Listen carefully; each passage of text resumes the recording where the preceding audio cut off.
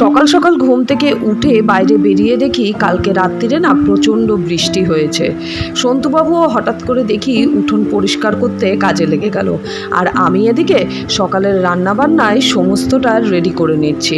হ্যাঁ, সমস্ত রেসিপিও কিন্তু চ্যানেলে শর্টসে দেওয়া আছে। এদিকে মাছ ভাজা বসিয়ে দিয়ে ঘরদোর পরিষ্কার করে নিই।